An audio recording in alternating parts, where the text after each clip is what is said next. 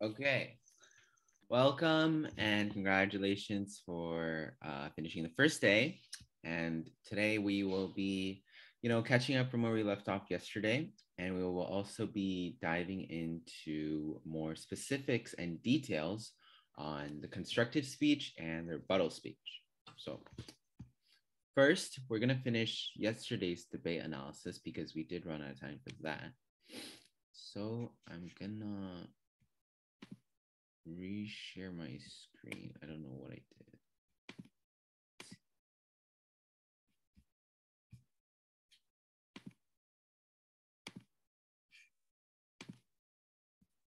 Okay, so yesterday we left off where the first person finished her summary. So we're gonna see the affirmative summary and then the two final focuses.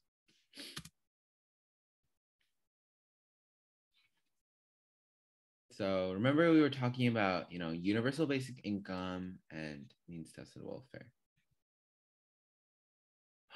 No, it reset. Wait, I think I know where we were. Okay, right here. Right.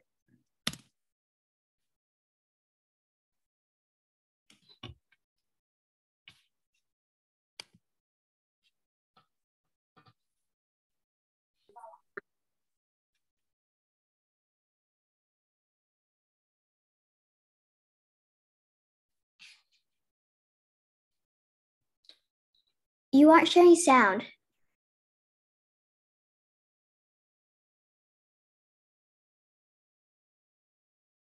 Okay, so judges, first about the definition, he talks about this Weidinger-Yang 2020 and this proposal system. But what you should actually be looking at is what's happened and what will most likely happen. So specifically when you look to the US, Alaska, this example, statewide, it's giving it to children. Also this example from North Carolina, also giving it to children. So when you look to what's actually happened in proposals, they're also giving it to children. So we contend that you should probably, and in the future, it will most likely go to children. Now, next, against what he said in rebuttal, against our case, I'm going to respond to it. So our first point about welfare being bad, he first said that this isn't UBI's problem, this is a states' rights problem. But this is actually, it's not welfare's problem, it's a states' rights problem. So he said basically like that welfare isn't responsible for this, but welfare is, because under UBI, this wouldn't happen. So when you see this, you can see that 20 million people, as we stated in case, are being left out of the current welfare system, which is a very large problem, and it outweighs most of the benefits they're giving you for the minimal amount of people.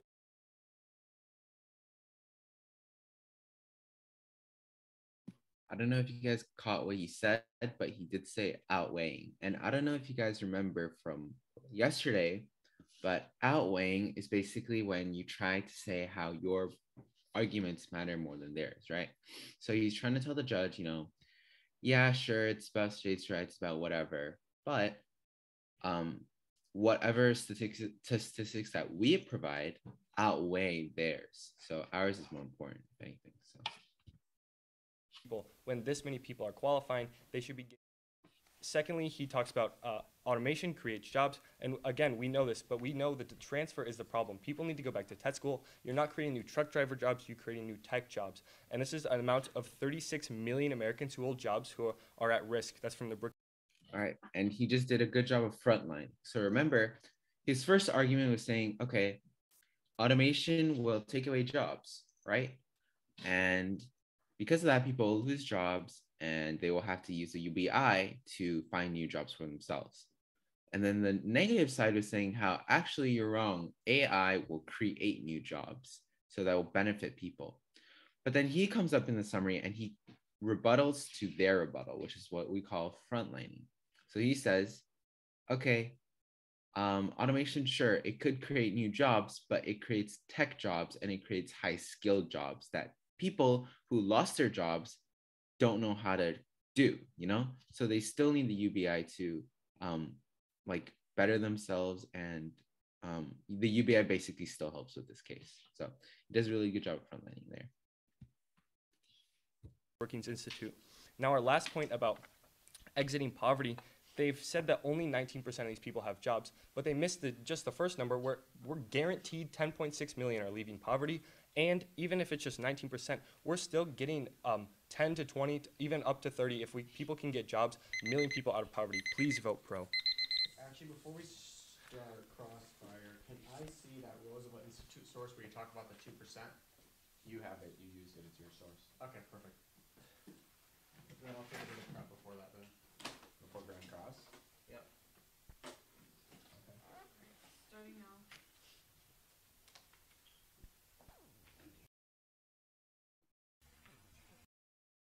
Judges. Specifically $12,000 a month for every adult over the age of 18. Nope, I think it's too far. Yes, all my judges. All right, can we have first question? Yes. Okay, so in your Roosevelt Institute source, does it not talk about specifically $12,000 a month? Yes, I see a hand. Are they questioning in their seats? Yeah, because it'd be very messy if 4 people were on the stage, you know? So, yeah, they're both just sitting in their chairs. For every adult over the age of 18 with what you're referring to. Right, when you're talking about that specific number and how much it grows, yeah, we're talking about. Okay, so then the 12,000. 2%, so you agreed with the $12,000 for every adult, no children. No, I disagree with that. Okay, then you just cited, well, so then can you drop your Roosevelt Institute source then? That's just No. an example of a UBI proposal. When you look to its action happen, they also include children, so you can just see the similarities. Okay, so you say, so we should do based off of what Alaska and North Carolina done, right? Yeah, including children. Okay, so should we also base it off what North Carolina and Alaska have done and include welfare as well? No, because that's not what the resolution is talking about. Okay, then, okay. Do you have a question? Right, so when we're talking about this idea of, you said in your summary that the average benefits for Medicaid are 17,000. Is that true? What's For the those who are average? disabled, yep.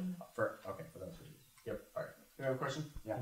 Okay, so you talk about North Carolina. You said it was being implemented before welfare. When was North Carolina's UBI implemented? Was it implemented before 1964? No, so what we're talking about is how the study was started before the implementation of the universal basic income. Welfare was implemented in 1964. Excuse me, please let me explain. So what you have to see is they were studying a group of people and then a UBI was implemented. So they were able to look specifically what happened to this group of people when a universal basic income was implemented and they saw huge benefits. Okay. Yeah, pardon. So, under the current system, are there a lot of people who qualify that don't get means-tested welfare, and why is that happening? There are some people that don't qualify, yes, and the main reason is 4.4 million is because states have not expanded Medicaid. So why is State that? rights issue. It would be very simple for it to just make it a federal law, and then we make sure that Medicaid is expanded. But Because that wouldn't happen. what you're actually showing in your source is that it's actually being beneficial, and so states, when they actually expand it, it's being beneficial to those. So they actually It's should all beneficial expand. that these people aren't getting healthcare. It's beneficial when they do expand it and when they do get healthcare. More importantly, let me ask you a follow-up question: how does UBI help? UBI provides people the monetary. Every single one of those Yeah, I people. mean, like, I feel like, personally, I don't think Grand Crossfire is not necessary because you really don't have anything else to clear up. You're just basically arguing about the same thing over and over. And you can clearly see kind of like, they keep arguing about the same thing, like the children thing, the welfare, Medicaid and Medicare, how that would help with disabled people or like whatever, right? It's always the same theme. And like, I feel like Grand Crossfires are very Every single one of those people. So the people who lose their $17,000 of disability, they $12,000 makes up for that. How does that make sense? Because they have access to Medicare still. Okay, but they're losing their $17,000 in Medicaid benefits. They still have Medicare, fine, but are they still not losing $17,000 in Medicaid? You have a question? We've had this discussion. You have a question? Not right now. You may ask. Okay, so marriage penalty. How many people does this affect? 82% of low-income families with children. So they face it. How many people actually do not choose to get a job? Do not choose to get married because of this so-called marriage penalty? I don't have a specific number, but the fact So that it's all it exists theoretical. at all So it's means all that theoretical. a huge issue. No, it's 82% of those families. I just don't know. Is that just how many families there that are. aren't married? No, it's of people in low-income households. So it's people who would be receiving benefits. How much more time do I have All left? right, final 3 focus. seconds. All right, I'll use it. Yes, I see hand. How do they decide who will time? What do you mean? Like I noticed that the person timing for this is the one of the people in the affirmative. Oh, So how do they decide who will time? Yeah. Usually, first of all, if it's your speech, you should time it yourself. And for crossfires, like both sides can kind of keep track. Like, I mean, for the grand crossfire. I don't think Yeah. that really matters that much. It's good to keep track because if you have one extra. Oh, yeah, okay. Yeah. All right, let's see how they close it out.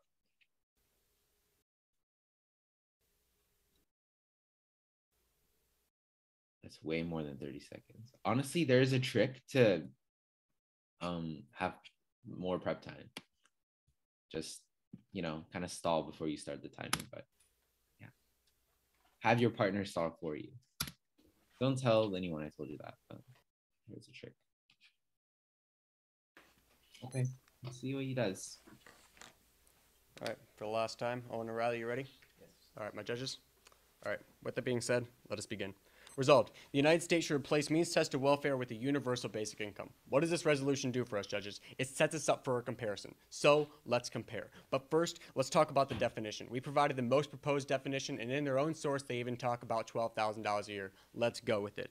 Now let's compare. The first point is we're going to compare disability. 11 million people, including 6 million children on disability, lose all of their health care. Yes, they can still receive Medicare, but they lose all the $17,000 in benefits that they currently get. Moreover, 2.7 million not only lose their health care, they lose the $17,000 and they have to pay into UBI. If we're talking about helping the most vulnerable, welfare does that. Now, yeah, he does a really good job of kind of comparing both worlds, right? He says, okay, well, first, this is the definition. We give this definition. They say their own thing. And then he says, okay, in our world or in their world, so many people have to lose $17,000 and they have to pay into the UBI. That kind of paints a picture for the judges and saying wow, these people are already very disadvantaged. And on top of that, they're still losing money and still losing coverage, right? So that was a pretty strong thing that he did. So if you like Nega's winning, I don't know. I'm not sure if this video discloses the winners, but we'll see who actually won.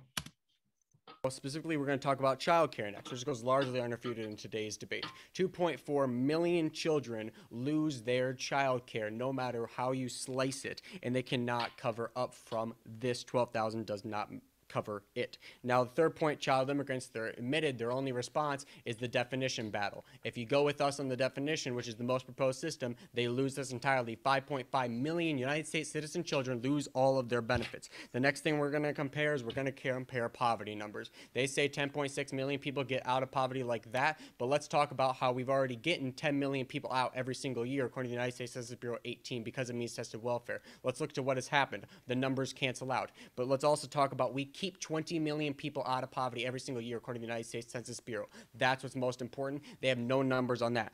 They're going to try to throw this 88.4% at you this one last time. But remember, only 19% of those in poverty actually work, contrary to what my opponent said with no source when they said 90% actually work.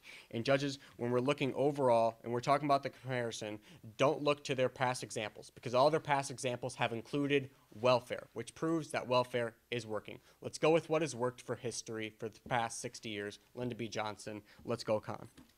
That was really good final focus. It doesn't matter. I wasn't taking notes and I wasn't seeing how, if there was any holes he was missing. And the judges probably wouldn't be taking notes either. But just based off of that, he sounded very confident. He sounded very strong. And he was interacting with the judges, right? He's like, they will try and throw you in with this one last thing. But remember what has worked for the past 60 years. It's our side. So that's why you should vote for us. Very, very strong final focus. How do you do that in 1 minute? It's just practice. A lot of these things, honestly, can be repeated over and over. And you have to think about it. It's the final round. It says the public forum debate final. So they had to probably go over 6 rounds, and then they would have to have gone through another 3 or 4 to go to the finals. So he's done this for a while now in just 2 days. So he's probably still has like memories of the past rounds or even what his opponent said, right? So it's like at that point, at the finals, like you've done this a lot of times already. So very good job by him though. Yeah, it's okay if you go under time, but you can try to go. I mean, it's not necessarily the best look. I remember the first, I think it was the second time I debated. My rebuttal was like 20 seconds or like 1 minute and 20 seconds or something. And it was really, really bad. And we lost the round. But I mean, you learn from your mistakes. Oh, to prepare. Yeah, of course it's okay to wait, I read 2 messages in one. Okay. You do that in 1 minute to prepare. Okay, normally what you do is what could help is grouping up different things. So you could kind of see in your head, like, okay, final focus is 2 minutes. I can separate that into different things. Let's say I save the last 30 seconds for weighing. So comparing what happens in each world and each side and convincing them why my side is better. You can save that for the last 30 seconds. That leaves 1 minute and 30 seconds. Okay, what could you do? The first 30 seconds, you can kind of talk about, what this debate is about, right? What the framework is, what the definitions are, why it's important. And then the middle 1 minute, you can split it into 2. So you can be like, okay, the first 30 seconds, I'll talk about their arguments and I'll refute to them. The last 30 seconds, I'll talk about my arguments and why they still stand.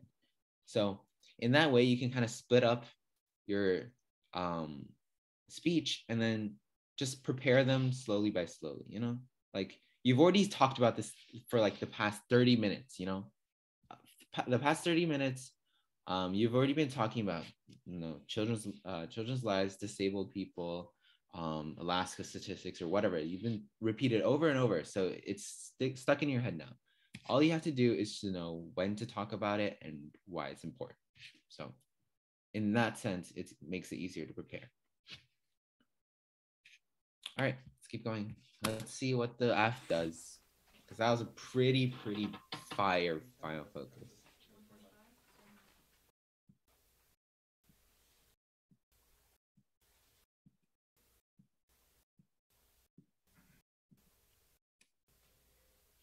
And one thing for you guys to know is, like, when you feel like, you could probably kind of sense who's winning by summary, because everything just kind of clicks and feels right. Yeah, go ahead.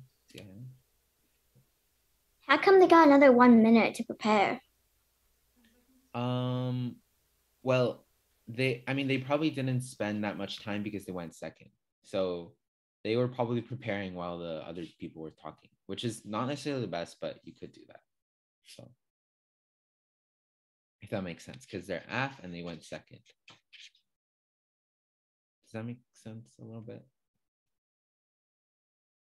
It's just that I thought they would go immediately after.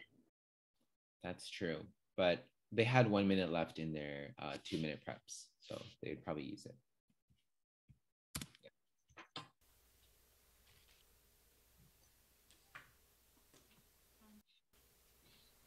All right, let's see it.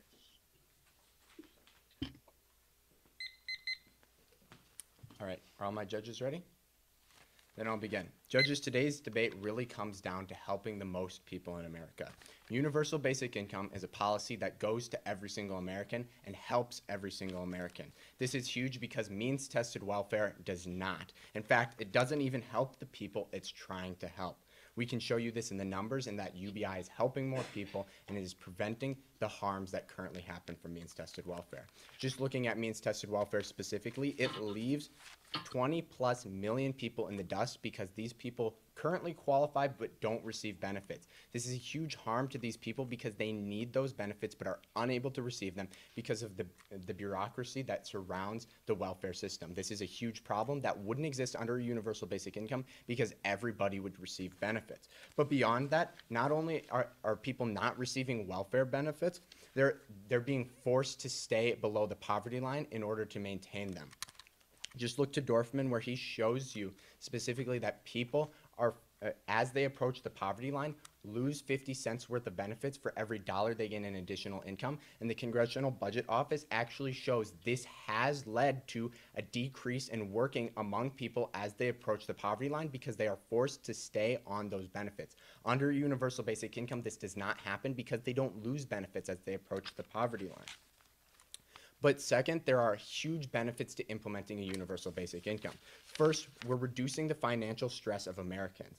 My opponents ignore that they ignore this point almost entirely as we show you in every situation in which a universal basic income has been implemented with or without welfare, it has increased people's financial security and overall increased their mental health, which is huge. And then on our subpoint B, they ignore automation where we specifically tell you they need to transfer. And then with exiting poverty, we show you 10 million, they show you 10 million. But what they don't show you is that as long as they can get a job, we are lifting more people out of poverty. Vote pro. Thank you. All right, and even after everything we've been through, they still shake hands. So, very important to respect your opponents. Thank you. And usually, if you guys do want to get into public forum, usually you just leave. I mean, actually, wait, no, I take it back. It is the finals. But if it's different, if it's the round stages, usually you shake hands and then you just leave because you don't want to be there and like, you know, kind of give bias towards the judges. Just have them decide, you know, they have in their mind who won. So I don't know who won. Let me see. I have no clue.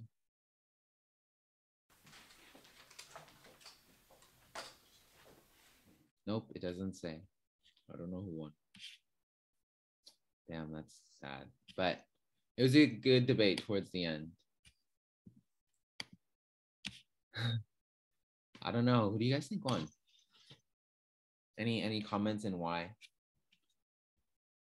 Neg. Why neg, Isabella?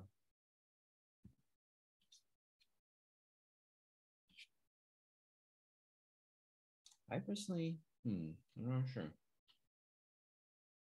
I think the neg's final focus was just really, really good. Yeah. And it was like he was interacting with the judges. You know, he's not saying it. He's kind of not talking about the debate. He was telling the judges to vote for them. He's like, they're gonna do something like this. Like, don't listen to them or whatever. You know, it's like super, super convincing. So good job by the neg. But yeah, that's the debate. All right, let's move on to the next thing, which is constructive speech examples. We'll be looking at one of my cases that I wrote, and then one, we're gonna do flowing drills. Flowing is just a fancy word for taking notes. So, you know, they talk really fast in debates. So we need to make sure that we can like take notes really, really fast, right? So we're gonna do some drills on that. That's gonna be pretty fun. And then we're gonna do rebuttal speech. I'm gonna show you guys some examples for that, and then we're gonna do a practice. All right. And you know, by the end of today, try to start thinking about, you know, what kind of speaker you want to be. Do you want to be the first speaker, or do you want to be the second speaker? Do you want to be the person that, you know, gives a constructive speech and has a fire summary, or do you want to be the person that, you know, kind of refutes the arguments, do the rebuttal, and then closes everything up? You know, those two people are both really, really important. So kind of think which position you want to do. All right, by the end of today. All right, let's go into constructive speeches. And this is what I wrote for this same topic. Oh, want to do the first? All right. By the way, I'm a second speaker. So I've never done first speaking, but I do know how it works. Yeah, there are different roles. There's first speaker and second speaker. So the first speaker does the constructive and then the summary. So the first and the third. And then the second speaker does the rebuttal and then the final focus. So the second and the fourth. You always do that. Okay, something's interesting is depending on, so you're assigned. Yeah, so basically me and my partner, we used to debate in the California circuit. I'm a second speaker and she's a first speaker. So naturally, we just paired up. That's how we got into a team. And they're not usually fixed. I mean, like if you guys debate and you guys think like, okay, maybe you're a better first speaker and maybe I'm a better first speaker and they're a better second speaker, then you can switch. It's very flexible. And I know that there's some teams that have, you know, person A as first speak, person B as second speak for AF, but then they switch for neg. So, you know, you can do whatever you want. It's very flexible. Just, you can't have the first speaker do the constructive and then the rebuttal because that's not supposed to be the same person. So, yeah. All right, so let's take a look at my case. First, we talked about the welfare trap. So you guys have heard of that argument before. That was from the debate that we just watched, right? The app also used this argument. And let's see what we wrote. It's been a while since I read this, but let's see. All right, so I start off and say, and first of all, is there anything you guys are seeing based on the format of what we do? Anything that you guys spot that seems kind of weird that you don't normally see in an essay? Is there anything that kind of stands out?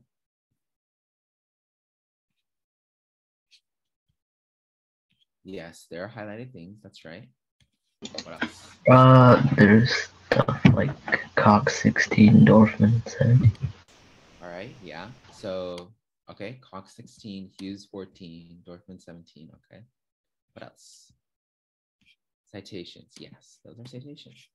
All right, let's dive into it. So basically, in a case, what can really help is highlighting the evidence because teams will call out for it. So you can read in your case and then they will kind of, you know, sometimes they won't catch it. So after a speech, they might be like, hey, can I see your Cox 16 evidence? And then you highlighted it so you can just read it out loud. So it's convenient that way. And this Cox 16 format is the traditional evidence format in debate. So it's the last name of the person who wrote the article and then when it's written. So 2016, Cox 16. And we just say Cox 16 finds or Cox 16 quantifies, Cox 16 explains. So, oh, really? That sucks as well. But, yeah. So, all right, let's get started. Contention 1, welfare trap. The concept of the welfare trap is simple. Currently, Cox 16 finds that 49% of Americans are on welfare. So, okay, I'm going to read through everything and then we can kind of discuss why each evidence is important and why it matters, okay? This is significant because welfare programs trap these people in poverty. Hughes 14 finds that once people get off of welfare, the lost benefits from welfare and increased taxes outweigh any additional earnings from a higher paying job, making it harder for people to reach the middle class. With this, Stoffman 17 explains that as households rise above the poverty line, families on welfare can lose 50 to 60% of their income gain in lost benefits and increased taxes. This is why Tanner 16 tells you that a person on welfare who takes a job can lose as much as 95 cents out of every dollar he earns through taxes and foregone benefits. This means that people are less motivated to pursue higher paying jobs since they would lose as much as they take. This keeps 49% of the country trapped in poverty. However, there is a solution to this since the UBI is a much better alternative. The UBI eliminates the poverty trap since the Economist 15 explains that the benefit of a higher paying job would not phase out and there will not be a reduced incentive to seek additional work hours or income. This is critical because this shows specifically that the UBI is the only way to solve for this poverty trap that welfare creates. Without the UBI, Jones 18 finds that welfare programs raised poverty by 2.9%. Contrast this to when Columbia poverty researcher Erwin Garfinkel finds that replacing welfare programs would cut the poverty rate by about 40%. Overall, welfare programs keep people trapped in poverty while UBI would end this vicious cycle. All right. Contentions are basically arguments. So contention 1, argument 1.1, kind of the same thing. All right. So after I read that, does anyone want to explain what my argument is trying to talk about?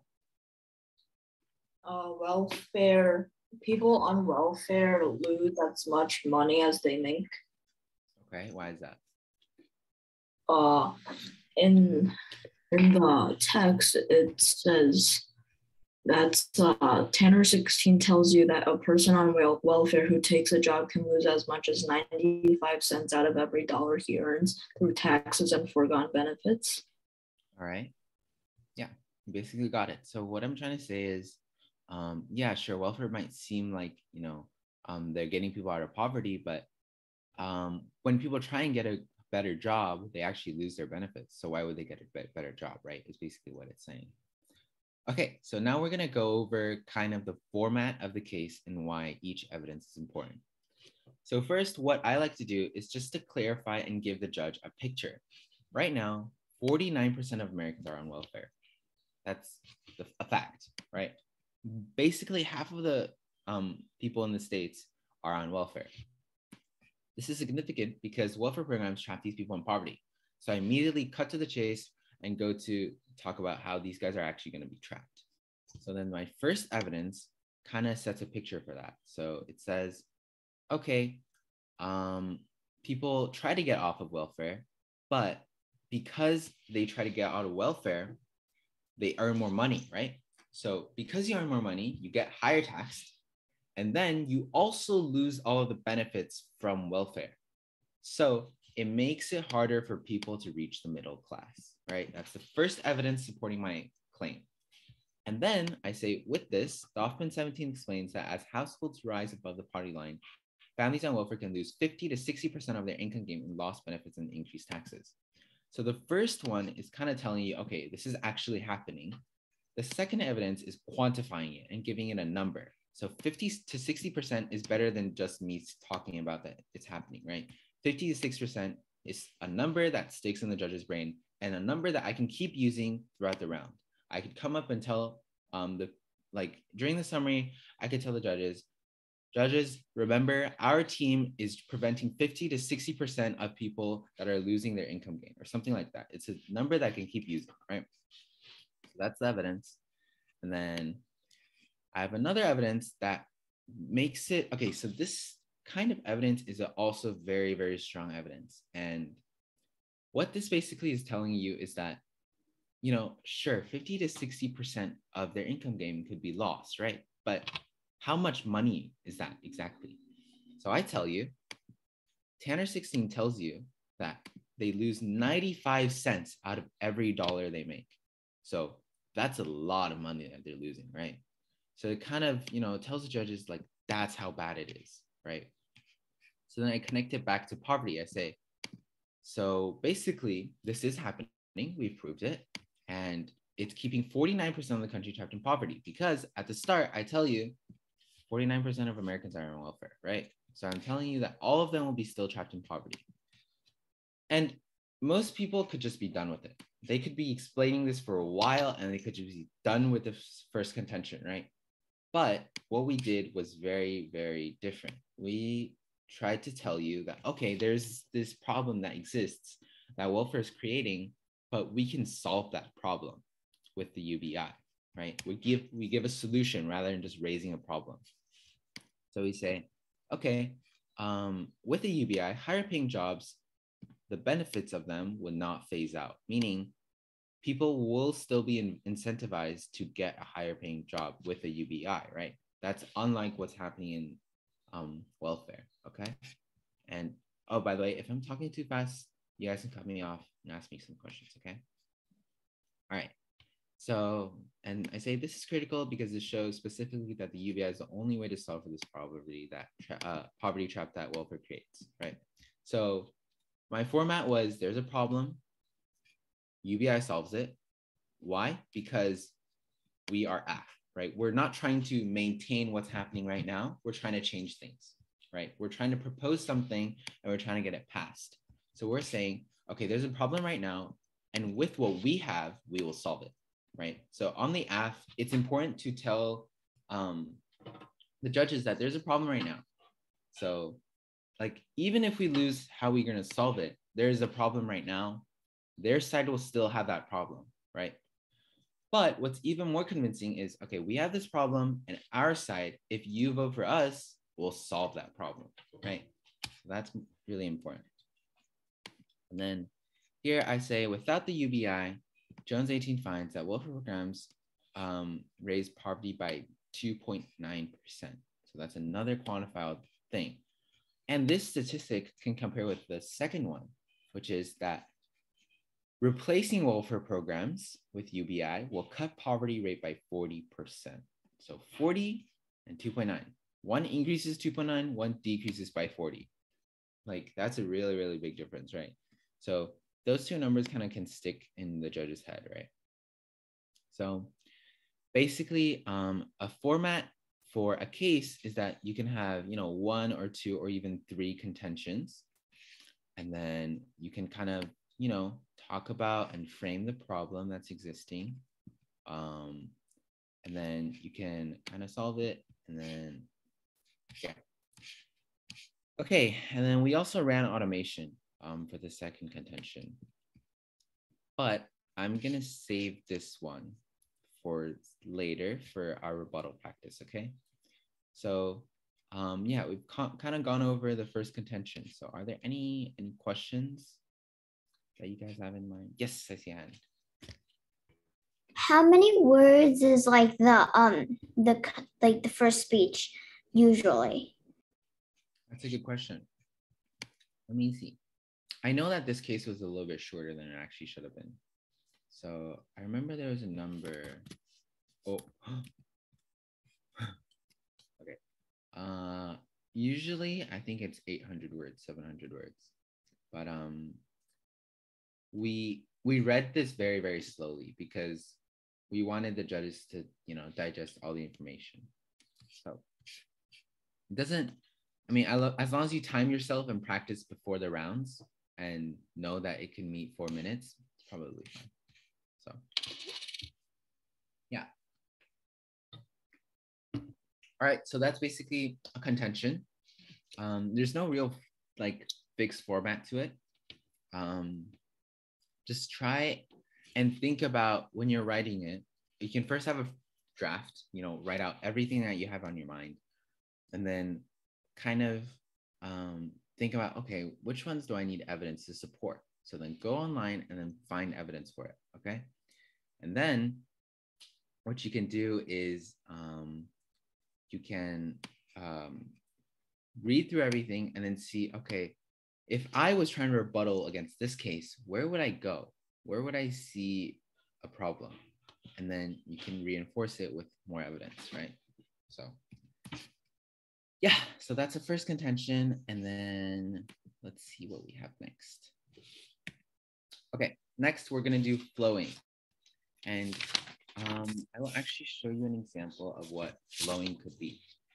So in debate, you wanna keep track of the different speeches, right? So what I would do is you would grab a blank piece of paper that is white on both sides, except mine is not, but I'm just showing you in this case, white on both sides, and you would fold it in 3 folds. So I don't know how to show this, but this is a piece of paper, and you kind of fold it in 3 folds. Oh, actually, wait, no, I did it wrong. You have to fold it in half first. So you fold it in half, and then you fold it in half again. Like that. And then now you have 4 different spaces on both sides, okay? And then what you can do is you can mark with a pencil, half on one corner, which is on one side, and then flip to the other side, and you can mark it as neg. Okay, mark it as neg. And then now you have both sides. And so let's say you're af. So you flow, or you take notes of what your partner, or what, actually, I'll get to that later. But you flow your constructive speech, right? You flow your case, and you flow it down. So let's say argument 1, argument 2, argument 2. Like that, right? Argument 1, argument 2, argument 3. And then you have this information. So when the opponent comes up and does a rebuttal, you can do something like this. So, okay, they responded to this. They responded to this, but they didn't respond to this. So you can kind of point arrows at what they responded to. So it can be like blah, blah, blah, blah, blah. I think I had a speech at debate. Memorize even for debate. No, you do not need to memorize. That would be hell. So no, you would not need to memorize that. You can read it off the computer. So let's say your first argument was this, and then you write down what they said in response to it, and then you point an arrow to it. So then it's very clear that what they said is in response to what you said, right? That's how you do that. And let's say that they did not respond to your third contention, okay? Your third argument. So then what you can do is you can come up in the summary, and then you can flow it through the paper like this. Do you guys see how I went through the first section or the second section? Because there's nothing there in response to what I said, right? So I can flow it through. And a very common phrase that debaters use is that judges, you can flow this right through the paper. They do not have an argument for this. They dropped our argument, right? So your contention can be flowed through their rebuttal section because there's nothing there. And then you can reinforce it and talk about what you want to talk about here, right? So those are some tricks that you can do when you're flowing, and you can just keep doing that. And then you can kind of see by the end of the debate where holes are and where you have won, right? That can kind of help you decide like, okay, then which argument should I value more?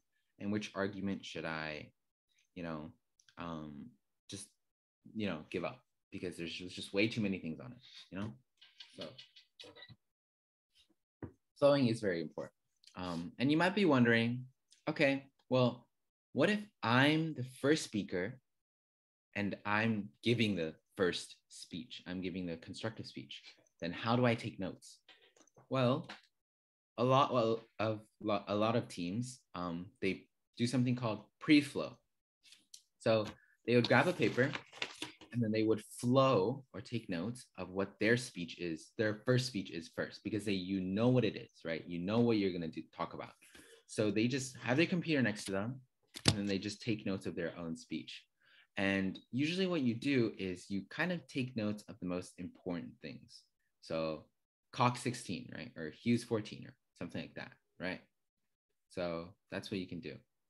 And something that helps is to keep track of different things. So the first thing is a contention. So what I would do is I would write something like that. So C1, contention 1, and colon or semicolon, what it's called. So like say welfare trap. So I would say welfare and then T, because I'm too lazy to write the trap, right? And shorthand is really important, right? You don't want to waste that much time on something you already know. So you just kind of write that. And when you hear an evidence, what you can do is do this, Cox 16. Something like that. You guys all see that? You can keep track of it your own way, but this is just how most people do it. It's like a little square that contains the Cox and then the 16. And then you can write what the evidence talks about, right? That's a format that you can use, but you don't have to use it. And then something that helps is, a lot of people that say like, oh, like UBI increases poverty, UBI decreases poverty. You can do UBI decreases poverty. So those are like 3 words. And I only wrote UBI down arrow POV. So I understand what it's saying, and it's quick and it's convenient. Yes, I see a hand. Are there like websites or courses that teach you how to effectively take notes in like the period of time that they're speaking, and like especially if they speak too fast? How would you take notes like that? Like, is there a specific website or course that teaches you that? That's a good question. So I would say there's two things. The first thing is that if they're talking that fast where you can't really understand what they're saying, the judge probably can't understand them either. So that could be a benefit to you because the judge doesn't know what they're saying. So don't talk that fast. Second, if they are talking really fast and you really need to take notes on what they're saying, you can kind of listen to the title of the contention. They would say contention 1, welfare trap. And you hear it. And because you've done all this research, all this preparing beforehand, you know what welfare trap is. And you kind of know what they're going to talk about, right? In a sense. You know that it's going to be about, you know, how welfare keeps people in poverty. So you don't even really need to understand, you know, all of the evidence that they talk about. You can kind of just have a gist of what they're gonna be talking about. And even if they're talking fast, you already know that they're gonna be talking about welfare traps. So just keeping in mind and listening to the major keywords is very important. Is there a course? I mean, you don't need to, it just comes with practice. And I'm gonna do a drill with you guys, and it's gonna be a really fun drill. So that will help you, okay? And you'll learn from it for sure. So yeah, that's basically flowing in debate. And we'll try doing a flowing drill right now. All right. So does everyone have paper ready? Yes, yes, yes. Everyone have paper?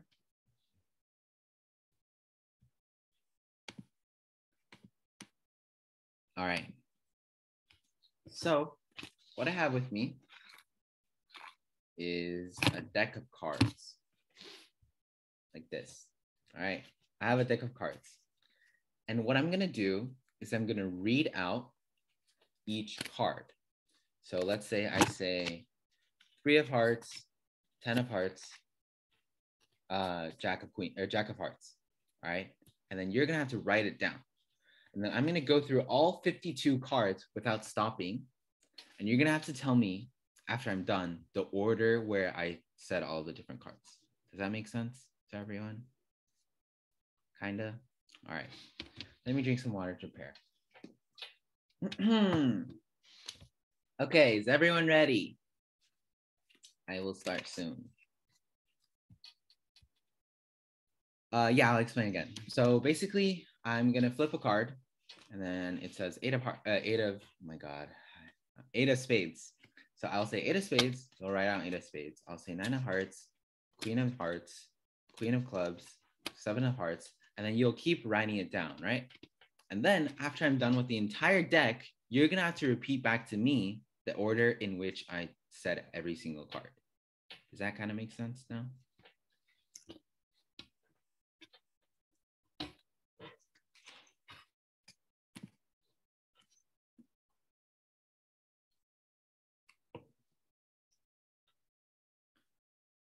Okay, I think you guys got it. All right, I'm gonna start, okay? Let me just mix up cards. Okay, 3, 2, okay, how about this? The first time I'll go slow, okay? 3, 2, 1. 2 of diamonds, 4 of clubs, ace of hearts, 5 of spades, 10 of spades, 6 of hearts, 9 of clubs, 8 of hearts, ace of spades, 2 of hearts, jack of clubs, jack of diamonds, 6 of diamonds, 9 of diamonds, 5 of clubs, 7 of spades, king of hearts, jack of spades, 4 of diamonds, ace of clubs, queen of diamonds, 5 of diamonds, 3 of hearts, 10 of hearts, jack of hearts. All right. Yes, it's okay. It's okay. That was the first time. That was the first try. Trust me, when I did this the first time, it was not good either. Okay. All right. Can anyone tell me what the first card was? 2 diamonds. 2 of diamonds. You got it. Okay, what's after that? Someone else. 4 of clubs. 2 of clubs. Okay, the second card was 4 of clubs. What's the third card? 8 of Ace of hearts. something. Ace of hearts. Ace of Yes. hearts. Ace of hearts. Okay. What's the fourth card? 5 of spades. 5 of spades. Okay. What's the fifth card? 10 of spades. Okay. What's after that? 6 of hearts. Okay. After? 9 of clubs. Okay. 8 of hearts. Hmm. 8 of spades.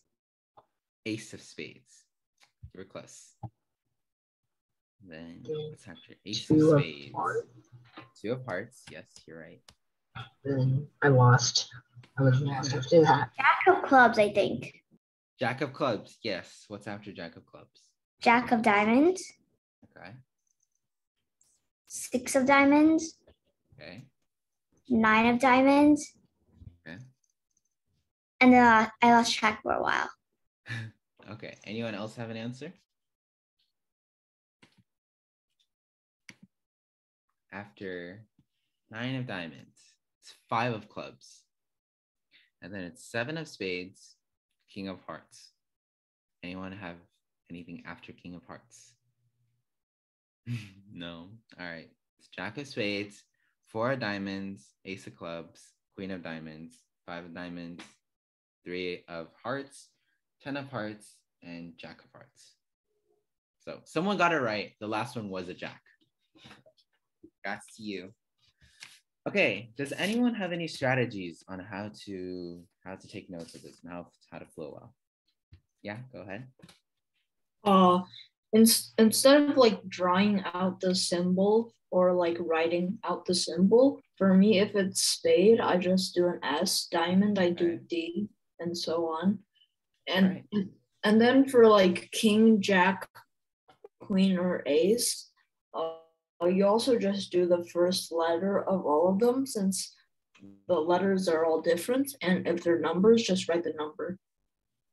All right, that's a good point, right? And I think that is very important because, in debate, there are a lot of different big words, right? Universal basic income, welfare means tested welfare, whatever, right? Means tested welfare, MTW. Universal basic income, UBI. Increasing, up arrow, decreasing, decrease arrow. We need to come up with different ways of keeping track. And yes, and now that everyone has gone through it once, we will go through it one more time, and I'll try to talk faster, but I do not talk fast. So let's see. Okay, is everyone ready?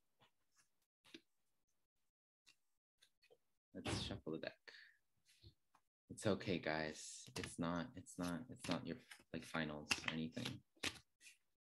Okay, let's see.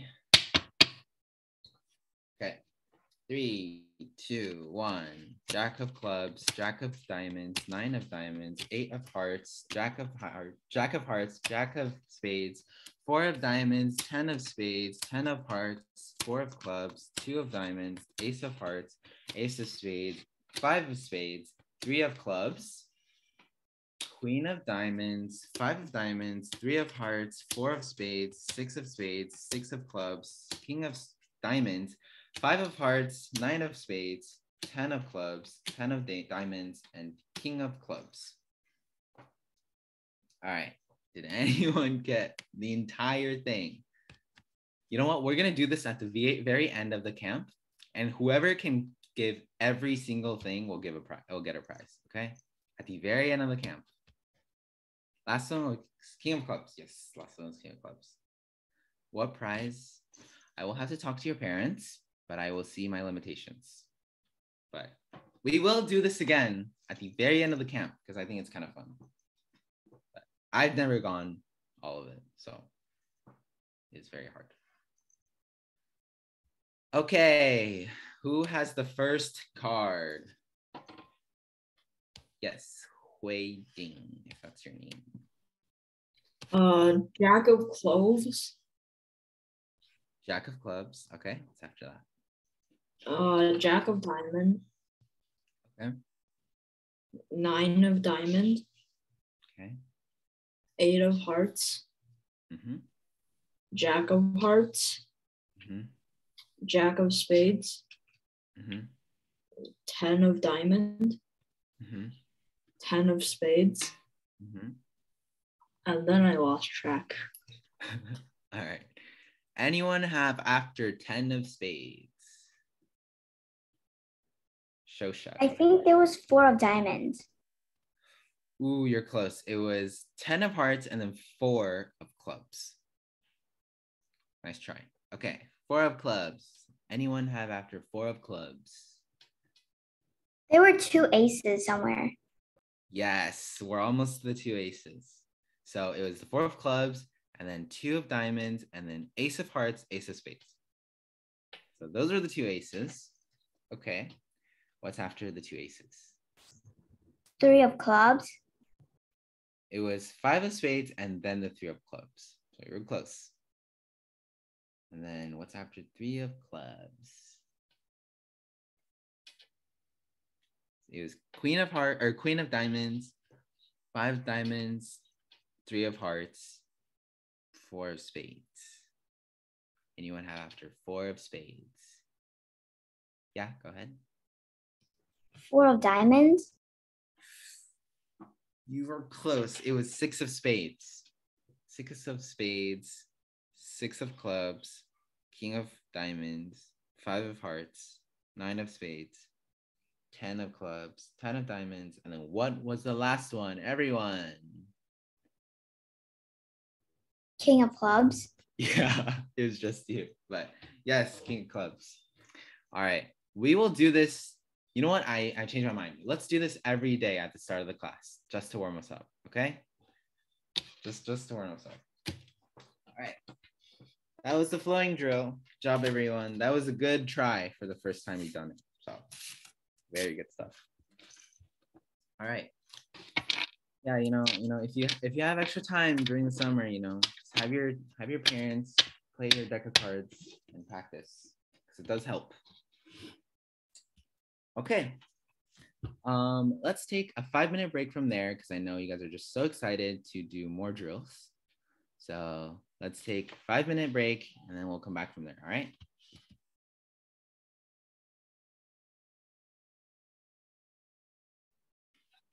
All right. We will get started soon. Let's wait for some other people to start trickling back in.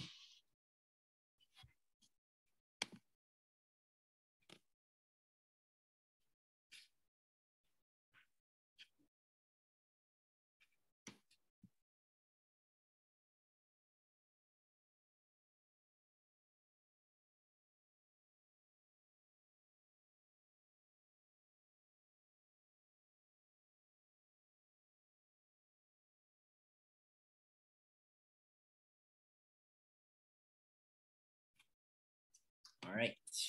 Hopefully everyone is back. So now we'll start. I think I spelled this wrong, but actually, did I? It doesn't matter. We'll start doing rebuttals. All right. And the basic principles of a rebuttal is basically just to refute all of what they're talking about, right? So there are 4 different ways of doing this. And yeah, let's just talk about it. So the first one is a turn. What do you think a turn could mean when I'm talking about disagreeing with other people? What could a turn mean? Evading somebody's questions. Okay, so like kind of dodging the question. All right, that could make sense. Turning.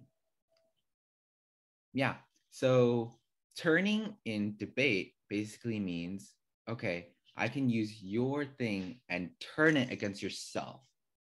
So that's refuting. So an example could be, I could say welfare decreases poverty. I could turn it and be like, actually they don't. You increase poverty. So I'm turning it against you. It's the same argument, but I'm saying you actually are doing the opposite of what you're saying. So I'm turning the argument against you. If that makes sense. Turning. That's the first way. Second is a block. Instead of turning it against you, I'm just blocking it and saying that it's not true. So the same argument, welfare increases poverty. I could say, no, it doesn't. It doesn't increase poverty. But I'm not saying it decreases poverty. I'm just saying it doesn't increase it. right? So that's a block. Uniqueness is a very common phrase that you're going to hear. So uniqueness is just saying it's not unique to your argument. It's not unique to what you're saying. So in that sense, it's basically saying welfare increases poverty, but that's non-unique. What does that mean?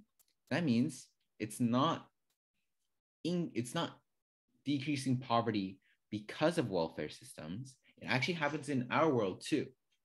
It could be because of, I don't know, it could be because a lot of people want to get new jobs and every summer or something. So like in the summer, poverty is decreased or something like that. I'm just making things up. But uniqueness is saying, well, you're trying to make those two things relate and have one thing cause the other thing, but that's not true. Poverty is not unique to your case, right? Because it's not just you, it happens to us too. So it's not unique, right? That's one way you can remember it. And the last one is impact weighing. So I don't know if you guys have heard of the phrase impact, but it basically talks about like the consequences of something, like the end result. So my impact could be welfare decreases poverty. That means 15 more million people have food on the table or something like that. That's an impact, right? That's a consequence. That's an end result. Impact weighing is saying is usually at the very end of a rebuttal or like a end of a section in a way you can think of it. So like, let's say I have a first contention, I turn it or I block it, I turn it, I uniqueness it. And then at the very end, I say impact weighing. So what does that mean? That just says, okay, judge, even if you don't believe anything I just said, our argument still matters more. So you should try and vote for us. Impact weighing, right? Comparing those two things, weighing it on a balance, impact weighing, right? And you want to make sure you do these things in the right order, because if you do a block and say, okay, your argument's not true, and then you turn it, that would seem weird because you're basically saying, okay, your argument's not true. However, your argument's true, but it's just bad. So if that makes sense, so if that makes sense of what I'm saying, like what you could do is you block it and you say, and judge, even if you don't believe it's true, they're still doing more harm than good because we can turn the argument against themselves and blah, blah, blah, right? So make sure turns are at the very end of all of your refutations, and then the impact weighing is at the very last to ensure, like as an insurance policy. All right. So those are the different ways of refuting. And then now we're going to take a look at something called blocks. Oops. Blocks. All right. So this was from my school. Our school has a debate team, and I was participating in 2020. So basically what a block file is, it's just all of the different kinds of arguments that we can face and how to basically go against it. So as you can see, A2 stands for answer to. So I'm on the pro side, I'm answering to the con side or the neg side, okay? And I'm saying, okay, UBI bad. So as an overarching response, I don't know if you guys remember that phrase. Overarching response is just, in general, UBIs are bad, right? So how do you say that? How do you go against that? So you click into that, and then you have a link that directs you to UBI bad, right? All right. So answer to inflation and overheating. What is this argument that the con can make, the neg can make? They're saying, okay, UBI replacing welfare systems is bad because the UBI gives everyone more money. And because everyone has more money, they spend more money so they can buy more things, which means money, like the dollar, is less valuable, right? So the prices of everything will increase. Why? Because if I can buy these things at, let's say $5, if I can buy, let's say my phone at $500 right now. I can't pay for it because let's say I have $400, but everyone just got $1,000 a month, and I get $1,400 right now, right? So I can buy this phone, and everyone is doing that because they have now $1,000 more. So the company that's making these phones are losing money, right? So they will try to raise the prices to see if they can earn more money, right? Because everyone is buying this, and you can make more money if you just raise the prices. So let's say now the phone is $1,500, and now you can't buy it, right? But basically what it's trying to say is there's inflation. That's what inflation is called, when prices go up and the value of money becomes less. So that's a bad thing, because let's say I can't receive a UBI, the prices are increased, and I can't buy it for it even more now, right? The difference is even higher for people that can't afford it. So inflation is bad. So the neg can make that argument, okay, UBI causes inflation. And there's several things that you can do. First, as I said, you can do a block, and specifically it's called a delink. Does anyone know what that would kind of mean? Yeah, go ahead. D-link is like probably saying the two things that are in the that are in the argument, they are not linked together. So like they're not connected to each other. So it won't make sense if they're put together. Mm-hmm. Yeah, that makes sense. Yeah. So it's saying, no, it actually doesn't make sense, because you can delink that argument because money for basic income payments will be the same money that is currently paid out to people as part of existing welfare schemes. So it's saying the money that I give to people that need welfare is the same kind of money that I give on a UBI. So the amount of money that they receive is not any different. So there shouldn't be any inflation happening, right? So that's delinking. And as you can see, our entire team wrote a lot of responses to this one single argument. So delink, and then there's a term, right? Let's see what a term says. It says, finds ever since the dividends was introduced, Alaska has had a lower rate of inflation than the rest of the United States. What does this mean? You say that UBI increases inflation. Well, actually, joke's on you, because in Alaska, when they used UBI as an experiment, inflation decreased, right? So it's turning their own argument against themselves. It's saying that actually, it's not just that it's not happening, it's actually happening in the reverse way, right? So that's a very, very powerful. Alaska still has the other thing. What do you mean? In the other debate, didn't they mention like the two sides were UBI and the other thing? I think in the debate that they mentioned, Alaska was also doing the other thing. So I was thinking maybe the other side could respond that it's not entirely up to the UBI. Okay. Yeah, that's a good point. Yeah, it's good that I remember that. So depending on the evidence that you're using, right, this could be a different trial than what they were talking about, but they were very lucky because their Alaska evidence clashed with their evidence about how there was means-tested welfare, and it was the same author. So that was bad, okay? But this might be a different case, and you never know. But make sure you read through the entire article, and if it does say that means-tested welfare was there, then don't use that article, because they might have the same, and it might destroy your argument. All right, so that's a turn. And there's an impact turn. Without reading what it is, what do you guys think impact turn means? So turning is saying, okay, they don't increase, they decrease. So what is impact turning? Anyone have any guesses? On what impact turning is? Cole, I see a hand. Is it like say that it doesn't have a good impact? It makes a negative impact instead of a positive? Yeah, basically. It's saying that, okay, sure, Judge, you can believe everything that they've said, and I could just be talking nonsense, but remember this. UBI increases inflation. Sure, you can believe what they say, but 1 percentage point of inflation is associated with a decline in poverty by 0.2 percentage points. So it's saying, actually, they say inflation is bad, but actually inflation is good and it decreases poverty by 0.2%, right? So an impact turn is, as you said, Cole, yeah. What they say is good is actually bad, or what they say is bad is actually good.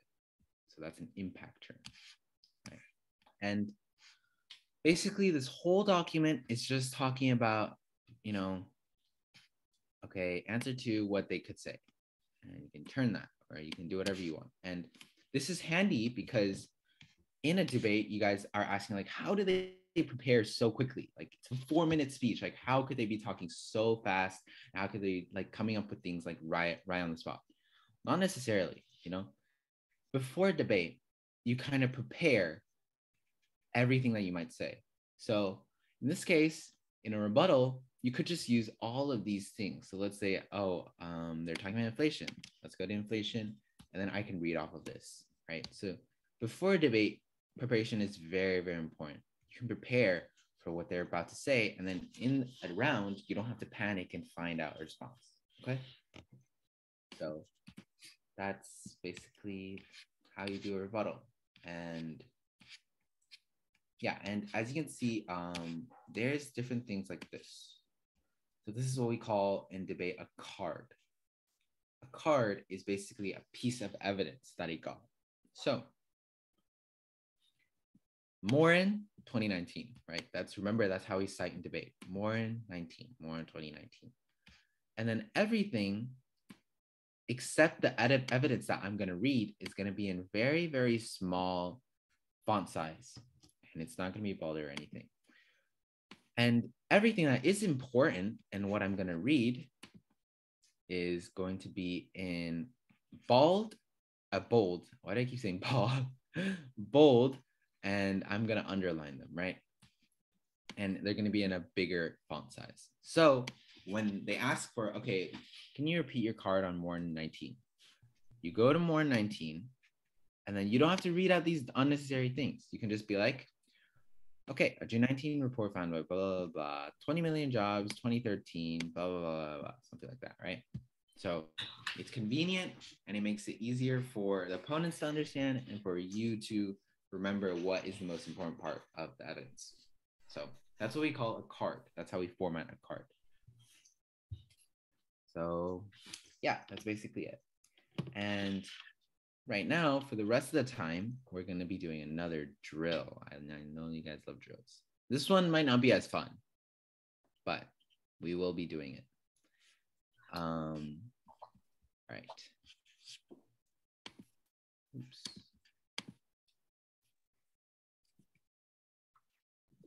Okay. So remember that one contention that I didn't read for you guys? I'm going to read it now. And I won't share the screen, okay? I won't share the screen. I'm gonna read it out loud.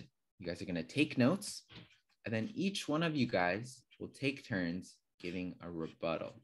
It'll be 2 minutes. Each person gets 2 minutes, and then you guys have to tell me why I'm wrong. All right? Does that make sense to everyone? And I'll read it twice if you guys didn't catch anything, but we're gonna do a drill, and you might ask, like, oh, I'm deciding to be a first speaker. Why do I still need to do a rebuttal? Well, it's still important. First, because you need to know how to take notes. Second, you need to know how to respond to other people's arguments, because in your summary, you'll need to frontline. You'll need to respond to what they said about your arguments, right? So still really important skill to learn, all right? Okay, and the key here is you can give any responses. It doesn't need evidence. You can come up with anything you want. All right. So you can say, UBI is bad because aliens will invade Earth and they hate the 3 letters UBI connected together. So UBI doesn't work, or something like that. You don't have to give me an evidence, but you have to give me a reasoning, if that makes sense.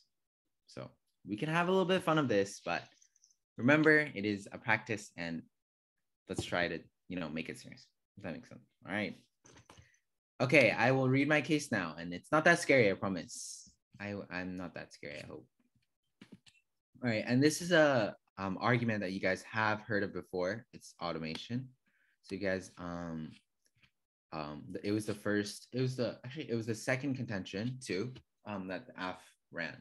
Okay, now I'll read it slowly because slow is better than fast because the judges won't understand you either. All right. All right, is everyone ready? Oh, actually, I'll bring out my clock for debate. I haven't used it in a while, but it's this, and it's a timer. You guys hear it? It's pretty cool. Wow, I haven't used this in a while. Okay, is everyone ready? Then the time will start now. Contention 2, automation. Automation is happening soon. The McKinsey Global Institute estimated that automation will eliminate 73 million jobs by 2030. This is key because Lorden 19 finds that the largest shares of at-risk jobs are low skill and low income. This means that people are forced to compete for higher skilled jobs since lower paying jobs are taken over. This is when UBI comes into play. Creating a safety net for the transition period of retraining workers is critical. The UBI is the safety net, as Theory 18 finds that the transition between retraining workers takes time and that larger numbers of ordinary workers must acquire new knowledge and new skills for new jobs. Specifically, Stern 16 finds that the best way to transition people to this new economy during the next 15 years or so is to give all Americans a universal basic income, something that keeps them out of poverty and ensures social stability. McClellan 20 tells you also that a period of high unemployment in which tens of millions of people are incapable of getting a job because they simply don't have the necessary skills will be the reality if we don't adequately prepare for the automation era. Gorin 20 additionally finds that increasing the unemployment rate by 1 percentage point increases the poverty point by 0.4% or 0.7% points. By voting for AFSIDE, you're preventing a drastic rise in poverty and also replacing the fundamentally broken welfare system. For all these reasons, we strongly urge an affirmative ballot. Thank you. All right. Does anyone need me to read it one more time?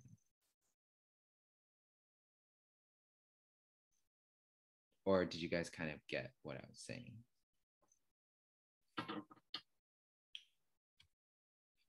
Can you use Google?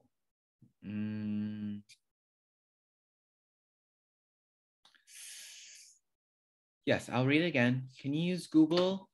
No Google. But you do have to find out, those flaws in what I'm saying. And there are flaws. Definitely there are flaws because we have used this case a lot.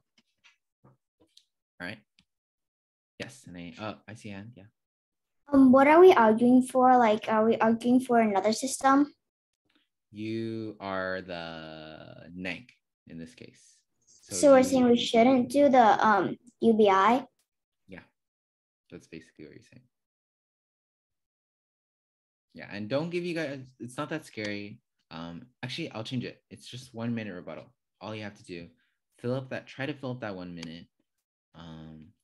And yeah, okay, and I'll read it again. Okay.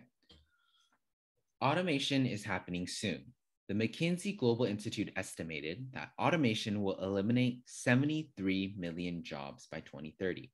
This is key because Lorden 19 finds that the largest share of at-risk jobs are low skill and low income. This means that people are forced to compete for higher skilled jobs since low-paying jobs are taken over. This is when UBI comes into play. Creating a safety net for the transition period of retraining workers is critical. The UBI is the safety net, as Theory 18 finds that the transition between retraining workers takes time and that large numbers of ordinary workers must acquire new knowledge and skills.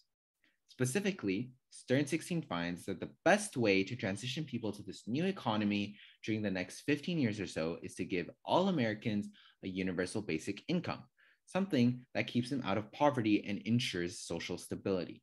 McClellan 20 additionally tells you that a period of high unemployment in which tens of millions of people are incapable of getting a job because they simply don't have the necessary skills will be the reality if we don't adequately prepare for the automation era. Gorman 20 finds that increasing the unemployment rate by even just 1 percentage point increases the poverty rate by 0.4 to 0.7 percentage points. By voting for F, you're preventing a drastic rise in poverty and also replacing the fundamentally broken welfare system. For all these reasons, we strongly urge an affirmative ballot. Thank you. All right. Yes, I see a hand. Can I use a website that I know of, like not using Google? What is the website? It's telling me how much the US is in debt. All right. I mean, you can make up a number. Just say 20,000 billion or something. You can make up a number. You can make up your own evidence if you need. It's up to 3 trillion, more than 3 trillion. Well, you have to say that for your speech. Don't want to have other people know that, but yes, you can come up with evidence that as you need. And one thing that I would do is, if you took notes, look down at every single argument I made and think about those 4 things we talked about. Impact weighing, blocking, turning, non-uniqueness, right?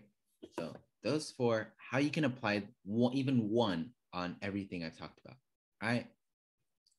We're gonna start at 5:35. So 6 more minutes to prepare. All right, and I'll give you guys time.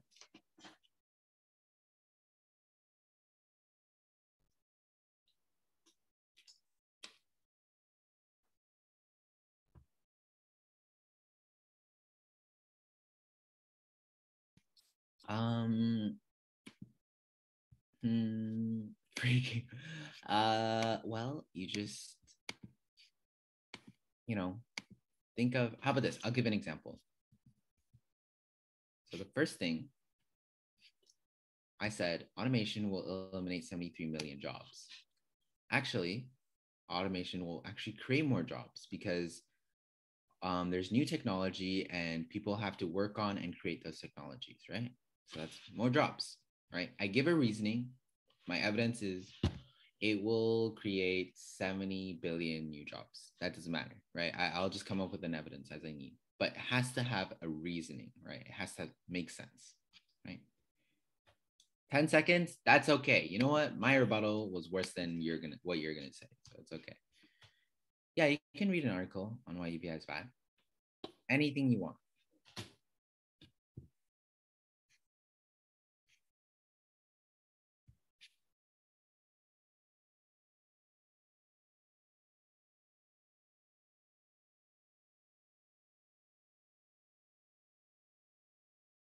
It's not. I promise. It's gonna be okay.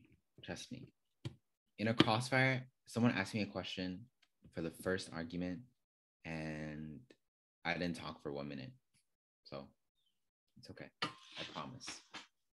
Everyone is just learning here. It's okay. No judgment. I won't type out my reasoning, Isabella. You're gonna have to come up with it your own. Oh, what I read out. I just said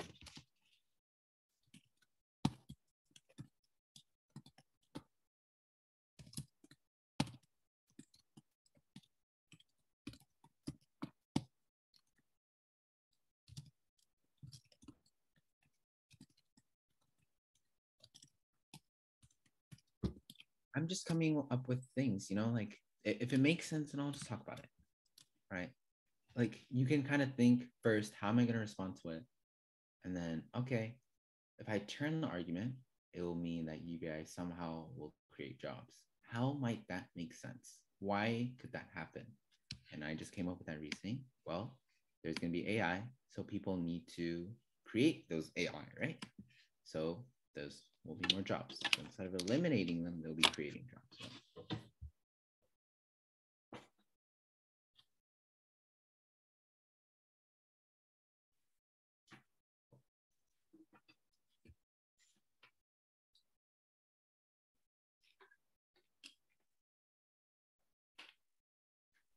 this case, the UBI is $1,000 per person, right?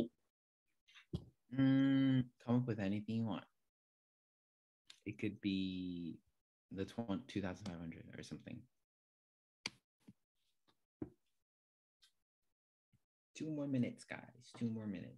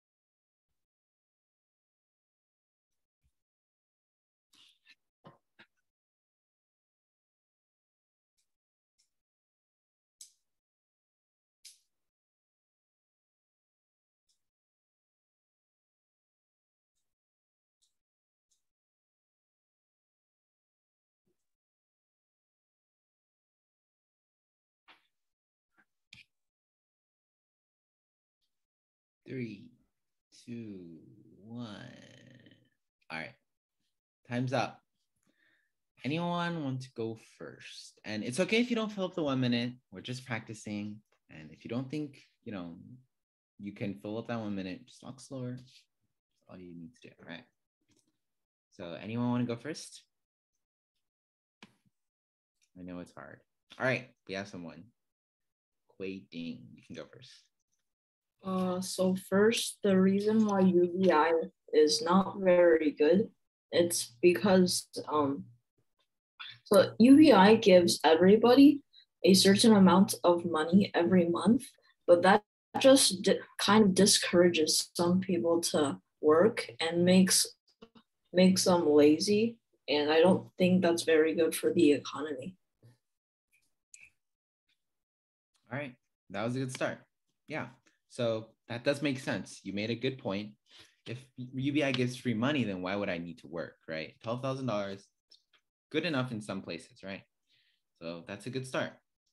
What I would advise you to do is you could say, how that relates to what I'm saying. You could be like, okay, they talk about how the UBI can help with this, but why do you even need jobs if the UBI is going to give you $1,000? They're going to make people lazy, right? As you said, and people won't want to work. So kind of talk about how that relates with what I'm saying. If that makes sense, right? Okay, that was a good start. Good job. Anyone want to follow? All right, Shosha, go ahead. So you mentioned in your automation that the UBI will act as a safety net during the transition, correct? Mm-hmm. So the government has unemployment benefits to help during transitions and during recession and depressions. It would be a waste to give every person UBI of $1,000, and that would amount to $258.3 billion wasted. All right. While the government could just give unemployment benefits to the people who really need them, in addition to those who have a stable income, like people who work in Google or something, or jobs that won't be replaced with automation. In addition, for the disabled, $1,000 will not be enough to support them, because if you have the UBI, you would have to cancel a bunch of other stuff like Medicare. It won't be enough to support them through their days, and that would cause, instead of wasting the money instead of wasting the money on the people who don't need them during automations, you should spend it on people who are disabled and need more than $1,000 to care for them, for children, for people who need the money either for income because they're unemployed or because they're disabled and like have some sort of medical disorder. You should spend the money to help those people instead of just spreading it out averagely to the people, to everyone in the US. All right, that was good. Yeah, you talked about multiple things, right? You said that $1,000 aren't enough for the people that are disabled, and that wasting money on people who don't even need it is pretty bad, right? So those two arguments are good, right? And yeah, and you did, you probably filled up 1 minute. I wasn't keeping track, but that was a very, very, very good start. What I would advise again is, how would that relate to what I'm saying? You know, maybe you could tie it in as in like, okay, let's think. UBI wouldn't be needed because if it's going to act as a safety net during the automation, the safety net is also there for unemployment benefits and for people with medical disorders. Yeah, you did say that. Sorry, I was going to talk about it, but yeah, you did say that. I'm so sorry. That does relate to what I'm saying, right? Because you're saying, okay, UBI could be a safety net, but we don't even need the UBI to do that. Welfare is doing that right now. So what is that called? Does anyone know what she just did? Block? Kinda. She's talking about uniqueness, right? It doesn't just happen to you, it happens to me too. So it's not even because of UBI. What we have right now in the neg world, welfare can act as a safety net, right? So that is kind of just saying it's not you that's making the problem better. We also make it better, okay? That's a good start. All right. Anyone want to go next? Can I add on to what I said first? Sure, you can do that last. All right, you can wait for everyone to take their turn. Does anyone want to go next? Benjamin gets a pass because he's on a car, and I don't think he can talk. So everyone else except Benjamin.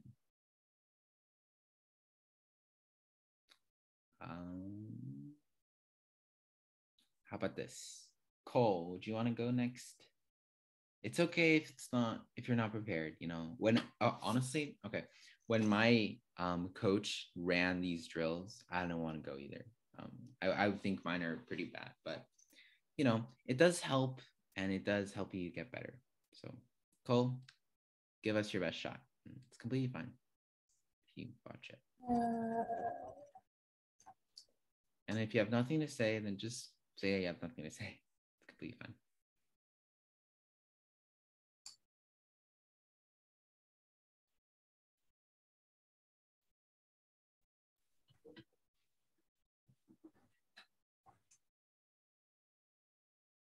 Automation would create jobs that would require more skills than the ones that don't require as much skill and don't pay much, which will force more people to actually do productive things instead of doing stupid TikTok challenges. All right. Make people more intelligent, which is we need people that are smart to progress humanity.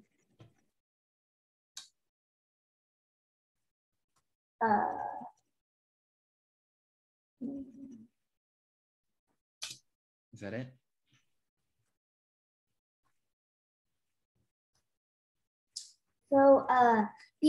So having more jobs that require more skills would be better than having people working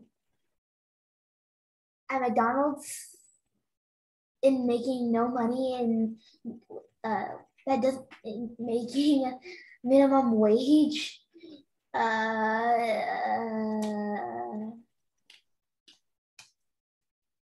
And they would need to learn skills that can.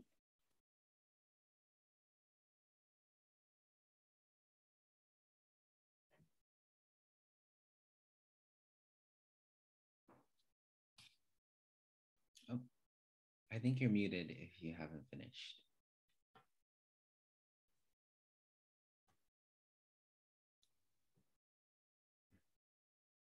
If you finish, then you can say, that's it. And judge vote for my side. Just like that. Okay, I'm gonna assume that you finished. That was a good job. Yeah. You make good points. So you said that, okay, automation might take away jobs, but it's a good thing because people are right now, they're they are working bad jobs that give them no money, stupid TikTok challenges. They could be working at McDonald's, right? That's bad. And combined with what Shosha said, could be a very strong argument. So you could say, okay, right now, even if automation did take away jobs, that's actually a good thing because welfare can act as a safety net. And people that are doing these useless jobs will have that safety net. And during that safety net period, they can get better jobs and get smarter, right? As you said, and progress humanity, right? That's a very good point, right? So connecting the dots, making sense of the argument, that was pretty good, right? So good job. All right. And there were 4 remaining. Does anyone want to volunteer? Okay, I see. I can go. Yeah. Or does anyone else? Okay, so you say automation will eliminate 73 million jobs, and if it does, then welfare can wait. Welfare can cover like those people, and UBI would cover those people, but also give money to people that already have enough money. You say people, UBI will give a safety net for retraining workers, but welfare can do that already. And you say that the best way for the transfer of low skilled to high skilled jobs is to use the UBI, and I don't think that's correct, because if you use a UBI, then everyone will get money. But if you use welfare, then only the people that need it will get money, and they might get more because not as much is being given to the wealthy already. Okay. Yeah, that makes a good point. Yeah, that was good. You say something that's very strong, right? You say, well, why are we giving rich people money when they already have money, right? And something you can say is, okay, I only have this much money for all the systems for our community, right? The entire bucket used to be for welfare. And now you're taking that bucket and you're spreading it across the entire population. So the rich people get it, the poor people get the middle class also get it. But everything that used to be in there is now spread out. So the people who actually needed the money are getting less money, right? So that's a bad thing. I don't care if it helps them like save automation or whatever, they lose money, right? So that's a good point. Yeah, good job. All right, does anyone want to go next? Oh wait, actually, I'll read out Benjamin's. Okay, so if you pay people unconditionally to do nothing, they will do nothing. All right, so yeah, so kind of like what Hui Ding said, right? Yeah, if you give them UBI, they just won't do any work, right? So yeah. All right, Isabella, you can't mention your opinion. Well, if that opinion makes sense and has some reasoning, then you could. So, all right. Why don't we have Lucy go? Lucy, would you mind going?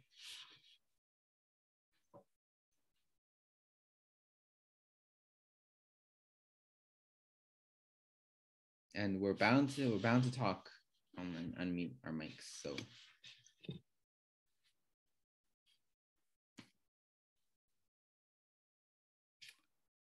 Isabella, you gotta have more confidence in yourself, you know? It's okay. I promise you, everyone is still trying their best. It's gonna be okay. I promise. Don't shoot yourself down like that, right? I don't really know what to say. All right, that's fine. That's totally fine. Let's come up with something as a class. All right. So let's see what I talked about. I talked about how, okay, let's talk about the last point I made, and let's come up with an impact term. All right, you guys all know what an impact term is? Yes? All right. So what I said was Gorman 20 finds the unemployment rate by 1% increase, or okay, sorry, I missed the word. Gorman 20 finds increasing the unemployment rate by 1% increases the poverty rate by 0.4 to 0.7 percentage points. And that's bad, right? How can I impact turn that? You come up with any reasoning you want. Any UFO, alien, Donald Trump reasoning. You can do anything. Anything you want. How do you turn it? We can come up together as a class.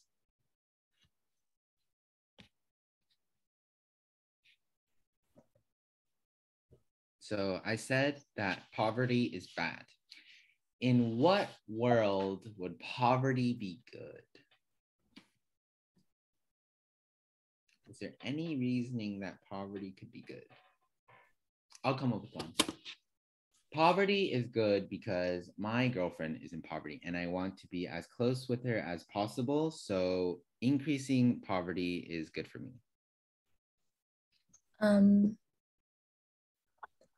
Poverty. So if we increase poverty, it would be a little bit more normal. If you're like in the poverty side, so then it wouldn't really be poverty because then it would be more like average. Okay, so it would help people that are in poverty not feel left out because it'll be the new normal. Okay, that is very bad for everyone, but it does make a good point and it will win you the debate. Oh. Don't tell anyone I said that. Poverty would help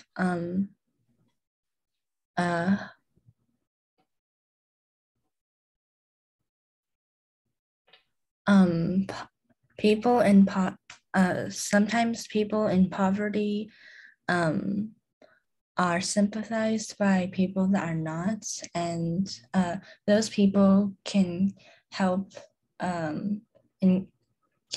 make the lives of people in poverty better. Okay, so people that are living normal lives right now will be in poverty, but they will understand them more and help their lives be better. Okay, poverty is good. Yes, we're talking about how poverty is good. Okay, Shosha, go ahead. What is your reasoning on how poverty is good? During poverty, the low wage, you get more during poverty, the domestic work get done because you're not that likely to see domestic work in Beverly Hills, but rather you're more likely to see it in Harlem. And you're also more likely to see recycling contributions because poverty helps with the recycling of goods and incompetent professionals. The upper classes are less likely to help in the domestic work, and recycling is part of it. If we want the world to be greener, we should probably at least have a balance between medium and upper and poverty. You know what? You might want to apply to the Nobel Peace Prize because you just convinced everyone why poverty can recycle trash or whatever you said. You outsmarted everyone. That is a very interesting reason. Okay, lastly, yes, go ahead. Why is poverty good? Poverty is also good in some cases because lots of the dirty work that all the rich people and all the people with stable incomes, all the dirty work that other people won't do are mostly done by people in poverty because they're very desperate for money. And that helps the economy because that dirty work needs to be done by someone and the people in poverty are doing it. Okay, So it's a legit reason.